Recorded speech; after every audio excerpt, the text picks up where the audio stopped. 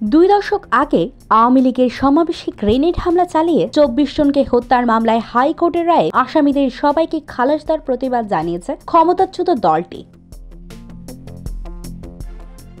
আওয়ামী লীগের ফেসবুকের পাতায় রায়ের প্রতিবাদ জানিয়ে বলা হয়, ২১শে আগস্ট গ্রেনেড হামলা মামলায় বিচারিক আদালতে দণ্ডিত সকল আসামিকে সংবিধান, আইন ও সকল বিচারিক রীতিনীতি লঙ্ঘন করে সম্পূর্ণ অবৈধভাবে খালাস করে বিচারের পথ বন্ধ করে দিয়েছে। বাংলাদেশের গণতন্ত্র, আইনের শাসন ও বিচার বিভাগের ইতিহাসে এটি একটি জঘন্য ও ঘৃণ্যতম কালো অধ্যায় হিসেবে চিহ্নিত হয়ে থাকবে। ২০০৪ সালের ২১শে আগস্ট রাজধানীর বঙ্গবন্ধু এভিনিউয়ে তৎকালীন বিরোধী দল আওয়ামী লীগের সন্ত্রাসী বিরোধী সমাবেশে গ্রেনেড হামলা চালানোর মামলায় বিএনপির ভারপ্রাপ্ত চেয়ারম্যান তারেক রহমান, সাবেক স্বরাষ্ট্র প্রতিমন্ত্রী লুৎফুজ্জামান বাবর সহ আসামিদেরকে সবাইকে রোববার খালাস দিয়েছে হাইকোর্ট। জজ আদালতে এ মামলায় ১৯ জনকে মৃত্যুদণ্ড, তারেক রহমান সহ ১৯ জনকে যাবজ্জীবন কারাদণ্ড এবং ১১ পুলিশ ও সেনা কর্মকর্তাকে বিভিন্ন মেয়াদে কারাদণ্ড দিয়েছিল। অভিযোগ গঠনের ত্রুটিকে আসামিদের সবাইকে খালাস দেওয়ার পেছনে কারণ হিসেবে দেখিয়েছে হাইকোর্ট বেঞ্চ। রায়ের পর্যবেক্ষণে আদালত বলছে, মুফতি আব্দুল হান্নানের জবানবন্দির ভিত্তিতে যে সাম্প্রতিক অভিযোগপত্রের ভিত্তিতে এ মামলার বিচার শুরু হয়েছিল, সেই অভিযোগপত্রই ছিল অবৈধ।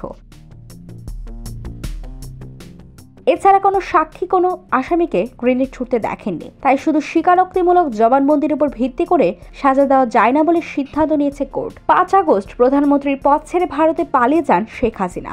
তিনি বাংলাদেশের একমাত্র সরকার প্রধান যিনি ক্ষমতা ছাড়ার পর দেশ থেকে পালানোর পথ বেছে নিয়েছেন।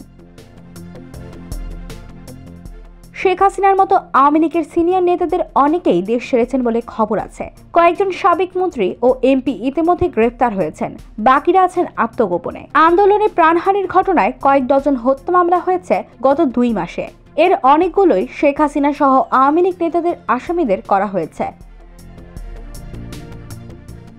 টানা ১৫.৫ বছর শাসন অবসানের পর প্রায় ৪ মাসে মূলত সামাজিক যোগাযোগ মাধ্যমে সক্রিয় দেখা গেছে আওয়ামী লীগ ও দলটির নেতাকর্মীদের। নানা ইস্যুতে কখনো দলের নামে, কখনো দলের কেন্দ্রীয় নেতাদের নামে আওয়ামী লীগের অফিসিয়াল ফেসবুক পাতায় বিবৃতিও দিয়ে আসছে দলটি। ২১শে আগস্ট মামলার সকল আসামিকে খালাসের ঘটনায় আওয়ামী লীগের প্রতিবাদ শিরোনামে রোববারের বিবৃতিতে প্রকাশ করা হয়। বিবৃতিতে বলা হয়, ২১শে আগস্ট মামলার দণ্ডপ্রাপ্ত ৪৯ জন আসামির সকলকে খালাস করে এই অসাংবিধানিক ও অবৈধ তথাকথিত অন্তর্বর্তী সরকার পবিত্র সংবিধানের ওপর কুঠারাঘাত করল। মামলার প্রেক্ষাপট তুলে ধরে বিবৃতিতে বলা হয়, আওয়ামী লীগ এটি স্মরণ করিয়ে দিতে চায়, ২১শে আগস্ট নারকীয় গ্রেনেড হামলার পর বিএনপি জামায়াত জোট সরকারের নির্দেশে তদানীন্তন পুলিশ এই মামলা গ্রহণ করেনি। এই ভয়ানক গ্রেনেড হামলা ও হত্যাকাণ্ডের বিচার বন্ধের হীন উদ্দেশ্যে তারা জজ মিয়ার নাটক সাজিয়েছিল।